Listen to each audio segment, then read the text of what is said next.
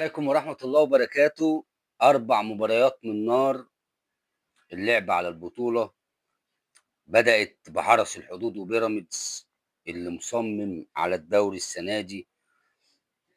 ضغط من بيراميدز في بداية المباراة حتى إحراز هدف في الدقيقة 43 عن طريق علي جبر بعد كورتين في العارضة.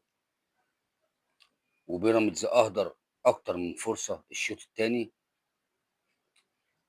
وحرس الحدود يحرز عبد الرحمن جودة هدف عالمي باكورد من اللي ما بنشوفوش كتير في الدقيقة 76.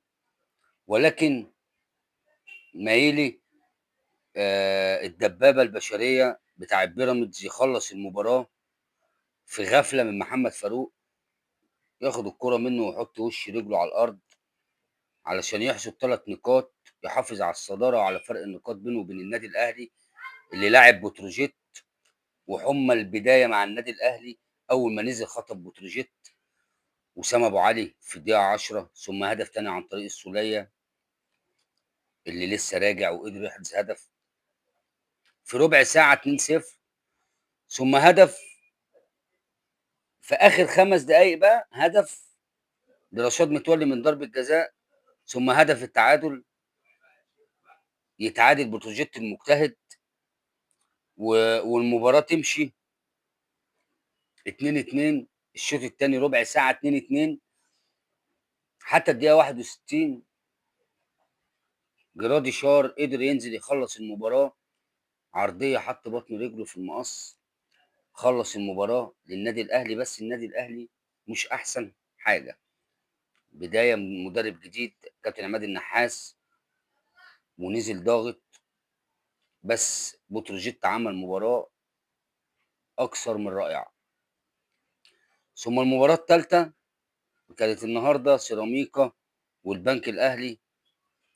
هدف رضا بوبو في الدقيقة 16 لسيراميكا، وباقي الشوط حبايب. نتفاجئ الشوط الثاني هدف التعادل للبنك، ثم هدف تاني عن طريق ياو النور، ثم هدف ثالث عن طريق أحمد ياسر، ثم فخر لقاي يحرز هدف يقرب النتيجة 3-2.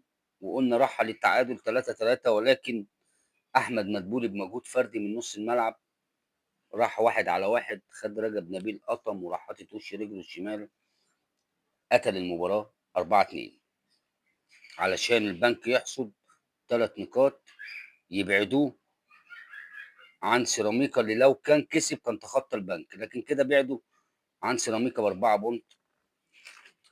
النادي الزمالك اللي تعطل النهارده طبعا بيلاعب فرقه كبيره، فرقه النادي المصري فرقه كبيره جدا، حبايب بدون اهداف الشوط الاولاني بعد شوط قوي من الفريقين.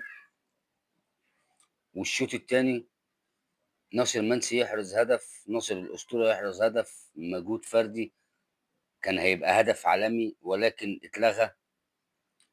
الكره جت في ايده خبطت بينه وبين المدافع خالد صبحي، ف... فرجع للفار الراجل لغى الهدف. وضغط هنا وضغط هناك، والزمالك بصراحه عمل ماتش كويس ولكن ما قدرش يحرز اهداف علشان يطلعوا حبايب يتقاسموا نقطة هنا ونقطة هنا. وبكده انا شايف ان المنافسة انحصرت بين النادي الاهلي وبين نادي بيراميدز اللي مش هيفرط في البطولة. انا اتكلمت من بدري جدا ان انا شايف ان السنة دي الدوري رايح لبيراميدز من بدري جدا. انا متكلم من بدري جدا لان بيراميدز عدل حاجات كتيرة يا جماعة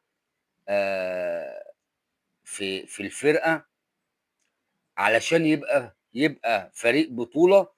عدل حاجات كتير بصراحة، والدليل ان هو صدر دوري، وصل كاس، نهائي كاس، وصل نهائي بطولة افريقيا امام سان داونز.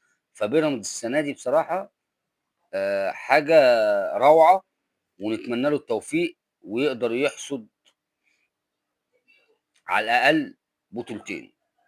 متهيألي على الاقل بطولتين، ده لو ما احرزش الثلاثية، لان اداؤه يؤهله لانه يحصد الثلاثيه.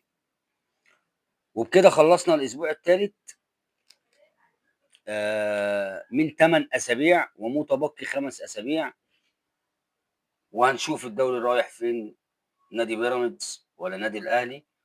بس انا بقول نادي بيراميدز. السلام عليكم ورحمه الله.